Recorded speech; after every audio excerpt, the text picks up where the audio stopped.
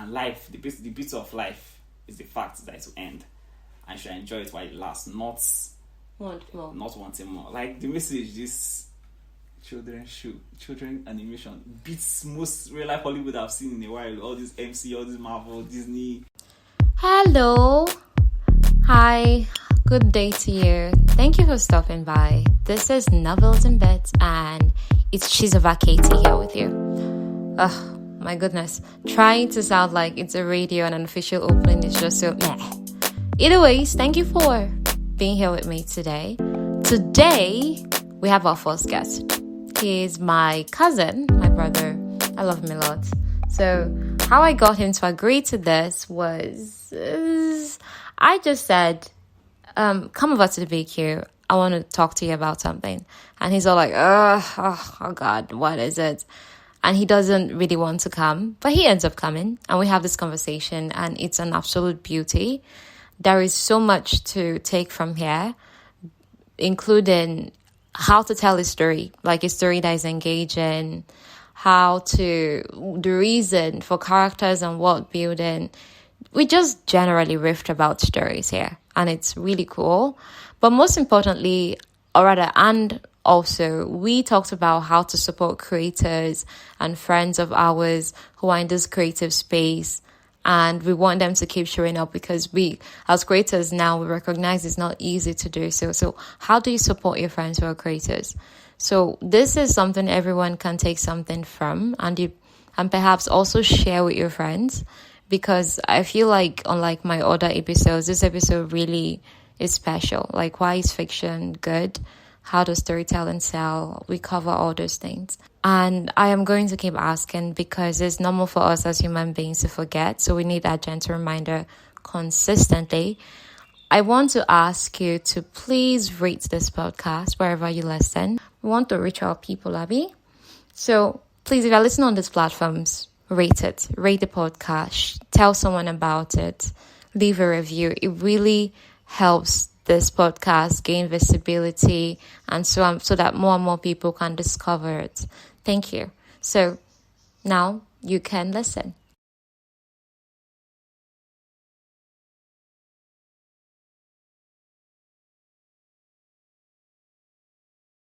It does give me good dopamine rush when I see something well executed. So, that's it. It gives you a rush when you see what? A story that's well executed. Dopamine. Just a bit. So which story have you read recently that was well executed? I mean, there was this one you were talking to Lucy about in the kitchen the other day. The beginning after the end. The beginning after the end is very cliche. Like, I've seen many stories like it.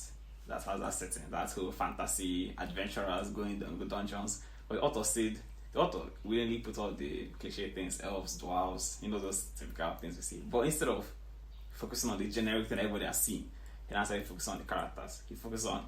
He gives his family good amount of focus. He gives his friend. He gives like friends, characters around. Like, it's a very character-based story.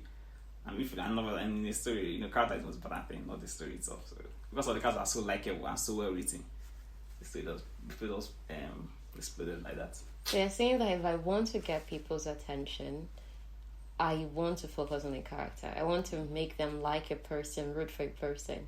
Like them, root for them, let them feel human as well. Yeah, like you don't want a perfect person. Everybody hates a perfect person. When this person is perfect, it's like gross. I hate her. Because the main character follows that trope of strong protagonist. Is very powerful. But what makes him different is that he has this arrogant nature about him. He's self-aware. Like, now I've seen many stories that the main character is powerful. Everybody loves him. These are trashy stories that I don't really like touching. Everybody loves him. He's not self-aware that he's just better than everybody. He has this modest thing. You can't be that powerful in the entire series and be so modest. You should know that I am better than these people. That person knows that, okay, I am better than pretty much everybody. Even people that are stronger than him, he knows, because at the age of 3, he did things that nobody at the age of 3 can ever do. That he started using magic. So he knows, even if he saw people stronger than him, he just smiled at them that, this guy is stronger than me. Yeah, for now. He knows what he's capable of, that kind of thing.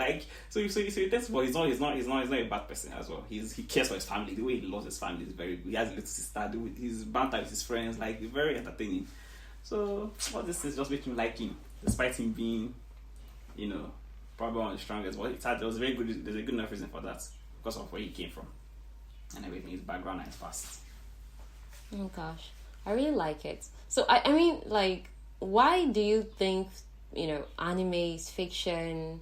So, like something like a book like Harry Potter, for instance. Like, why do you think that decade after decade is something that is still so out there, something that's still gaining increasing popularity? Communities are still forming, communities are still active around certain stories, and it's like they don't die; they just keep gaining more new fans. Harry Potter. Like, I'm using Harry Potter as a case study. Okay, in Harry Potter, well, the two cases, the characters are the world building. These are the two cases. The characters in the world building. Well, I'll give you more to the world building. The world building helps the characters. But I said the characters of the world building. She did a good job there. She did a very good job in the oh god! And to think many publishers rejected Harry Potter, like, this one sell. Wow. Seriously? Yeah, they did.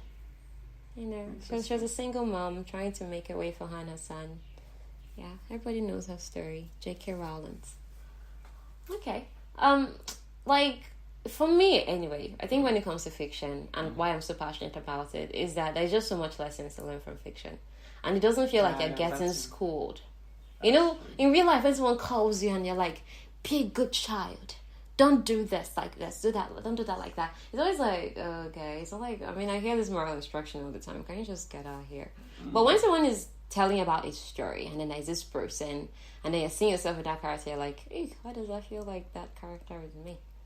And it makes you more like, ew, okay. I feel shy. I feel like I'm getting called out here. But okay, let's see what happens to this character.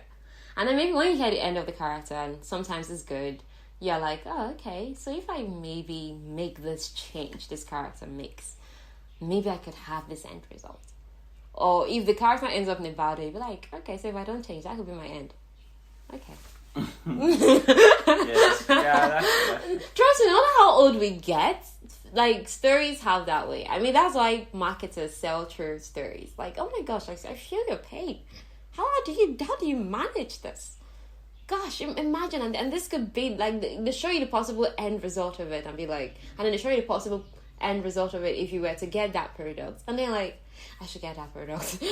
I don't want that other end. Have you watched Puss in Boots? No, I haven't watched Puss in Boots. Puss in Boots. Wow. Okay. Wow. Like.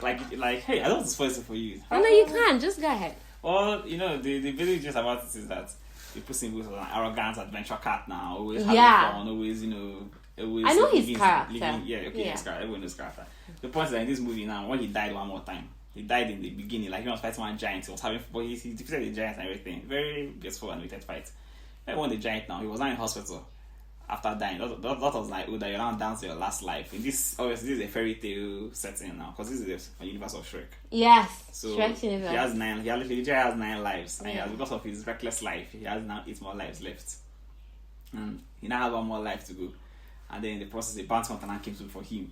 To the point that that's what almost killed him. So he now got so scared that he now packed up his hat and boots and I said he retired. Until he now found out that some other bounty hunters, criminals and thieves are looking for one map to find the last wish. And then he now thought that he's going to use this wish and give him his 9 lives back. This was the premise of the story. That was the premise I was giving. But the point is that this story to teach you about how to accept that, life is worth living. It doesn't matter how much life you have. Like, he eventually accepted the fact that he had 1 life, and life, the beauty of life is the fact that it will end, and you should enjoy it while it lasts, not wanting more. Like, the message this children animation beats most real life Hollywood I've seen in a while. All this MC, all this Marvel, Disney, these Disney things that you're not seeing now. I don't see how Disney. Is this gonna go live? This will catch you. Everybody knows that this is crap now. There's no need to hide it. But yeah, no, you really need to check out Puss in Boots. They're very. Yeah, I will. Even this one, Ogo told me one time. I don't know if I started. It's a new animation, like something about a boy, and then he wants to find his sister. That's his mission. It's like this country that was worried. Animation. Yes. What's it? Like I need to find it. It should be on the chats. I and Ogo's chats there. But it was such a I think it was Wish or something. It was such a good story. My goodness. Like, oh my gosh, like the end of the story was just that one thing that you think is your goal can have a rippling effect. Like once you have a goal, or you think that I just want to find my sister, but it leads to a magician believing in himself. It leads to a whole community believing again. A whole community that started thinking everything's unsafe, stay dull, da. And it's not, so it just goes to say how far one small desire can have such a ripple change and affect everyone for the better. So I really liked the message and all of that, but I haven't seen it. You know how I was as a younger person? I was quite judgmental. Oh my gosh, she's wearing this. Oh my gosh, she's doing this. Oh my gosh, she's doing that. Blah, blah, blah. And obviously, it's not like that taught me that. How old am I? 23. It's not like I've lived and seen many things.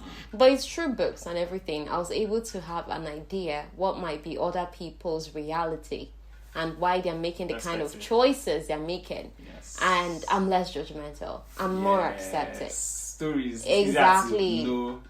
It's better to be able to tell us perspective from an omniscient viewer reading stories. True. Because you see people in stories every time constantly judging someone, judging the character you're following. Yes. Wrongly. But we can't sometimes. But I like stories now. There are stories that do this thing. There are some stories that do this thing, but some stories do that thing where people that gossip and are judgmental are bad people. They like to picture them. That's one that picture them in a bad light. So it will make them that related. We just make them seem like, oh, these are just bastards. But some stories that picture them as regular people that are just ignorant. Yes. And this thing now gives you an idea that this might be how everybody is. So true. You have to be careful about it. So true. Like stories make you less ignorant. Yes. Especially fictional stories. To make you go, let me not say what I don't know. Let me not always. And I feel like nothing gives more inspiration than stories. Yes, inspiration. Like everybody is tired of motivation. If you come tell me, oh, and then you peeled it just like this onion peeled its back, I'm gonna be like, can you just get out of can you get the hell out of here? Do not come back again. Do you understand? I'm gonna tell you that.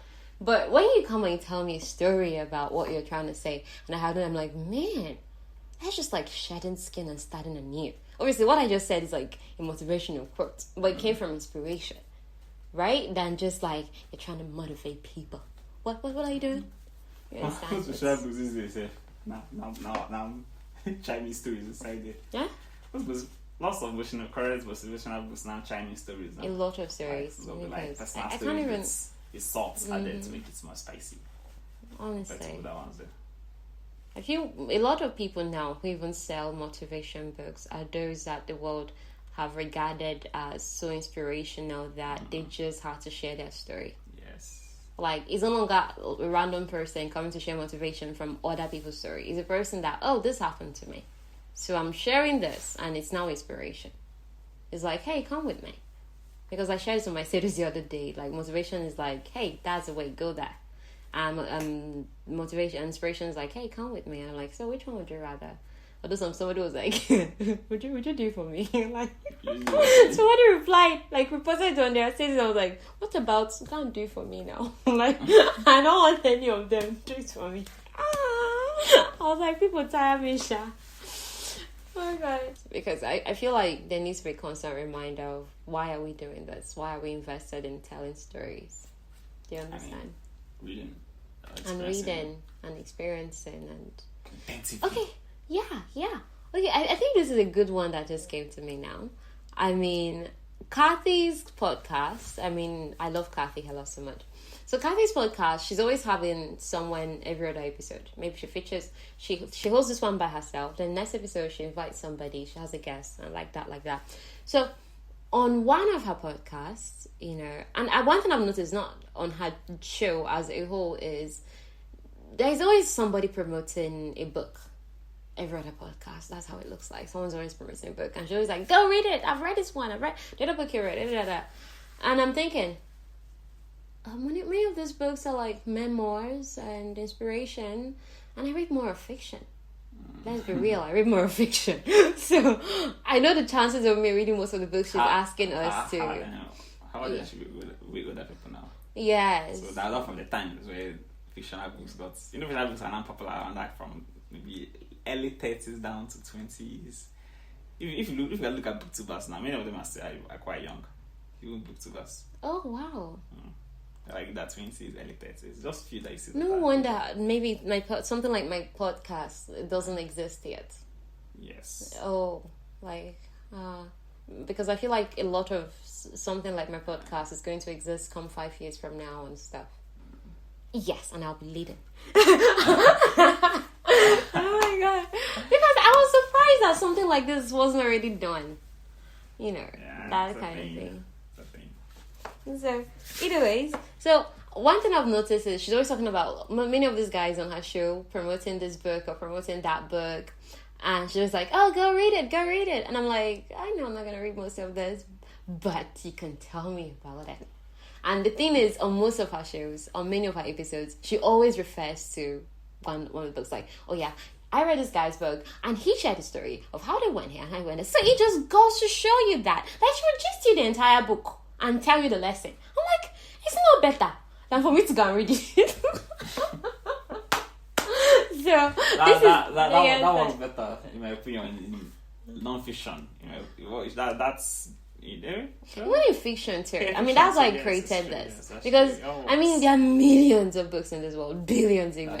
I mean, one person writes an average of 5 books or so at least. So I can't even cover. What?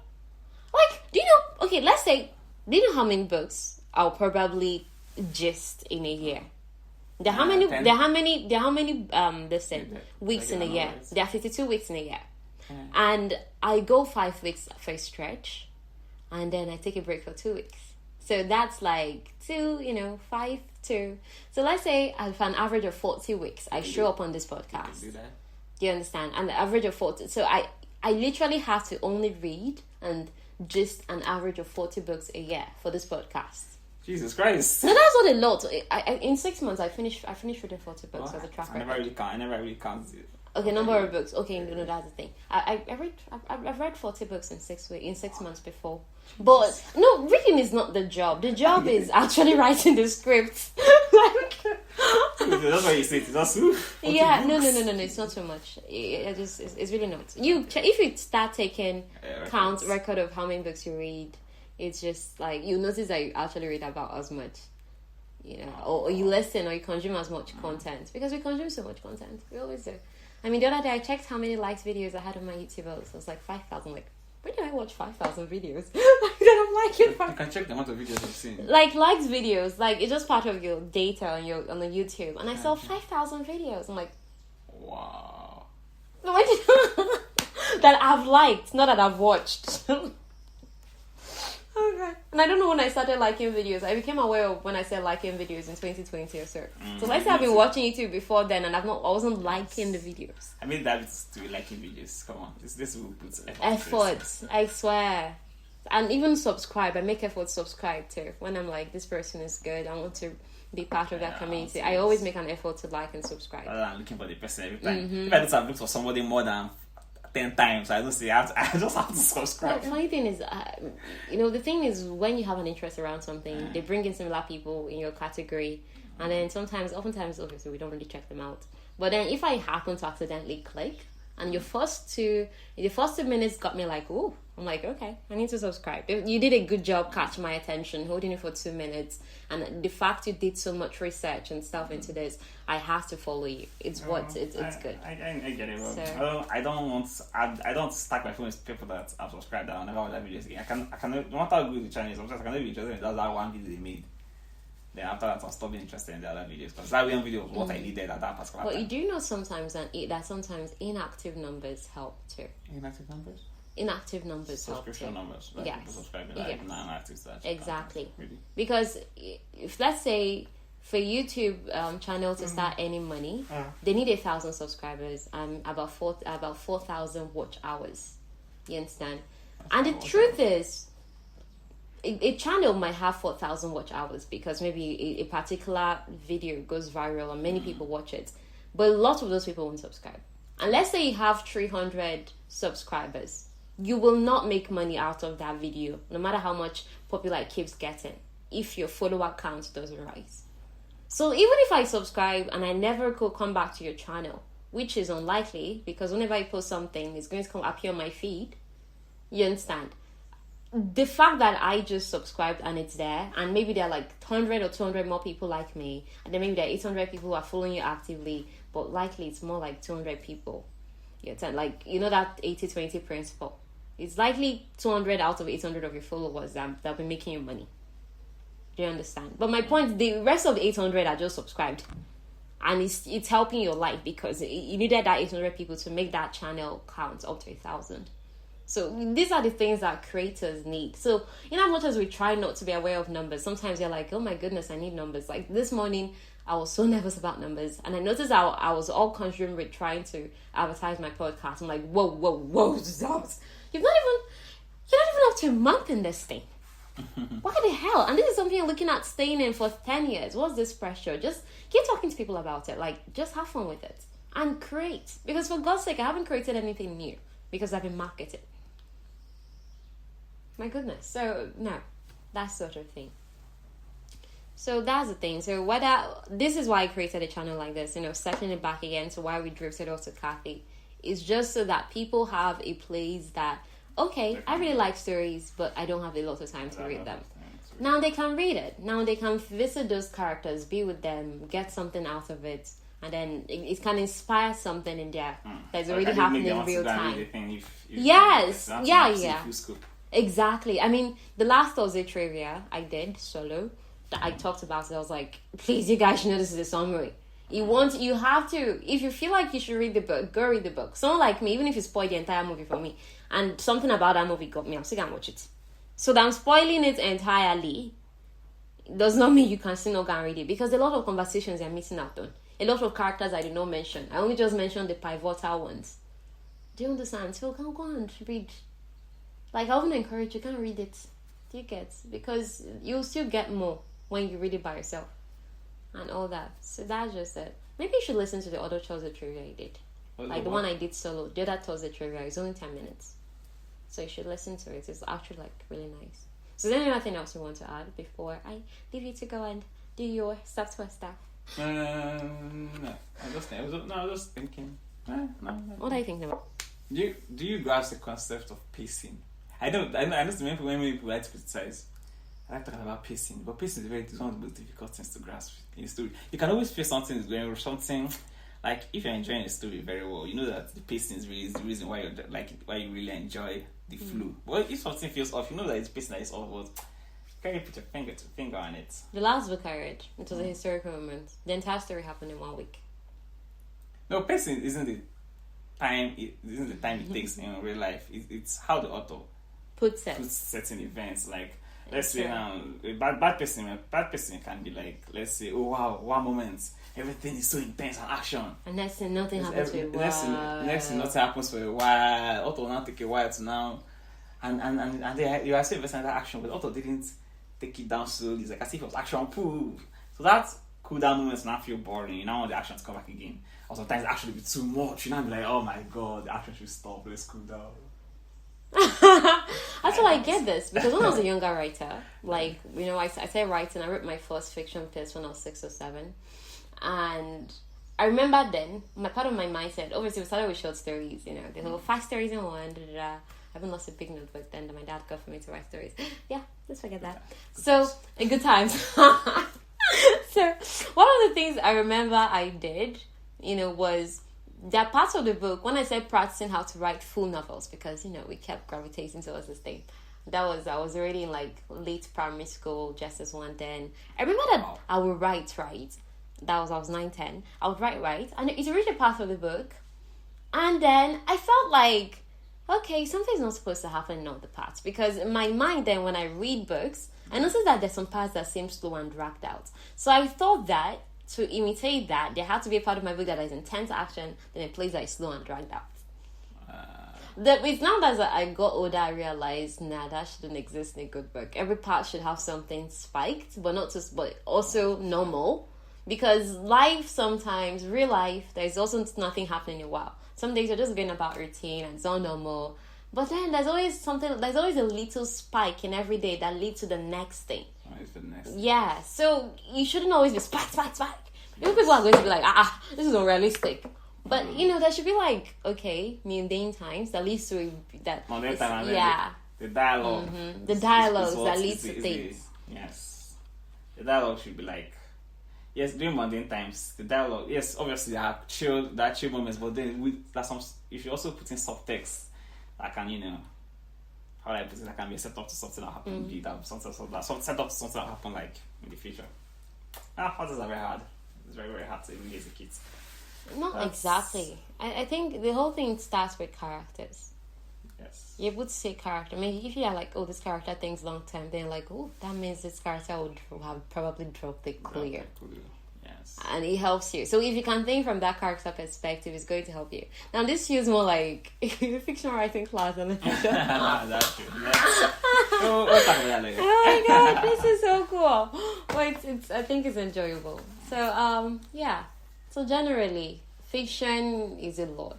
I mean, it's used in boardrooms, exec rooms, executive rooms, like marketing, selling, our daily lives. It's inspiration, it's fun, it's entertainment, it's business. It's educational. Like fiction has politics, if you know politics. Yes, politics. Like fiction has no boundaries. And I think that's the thing I love about it.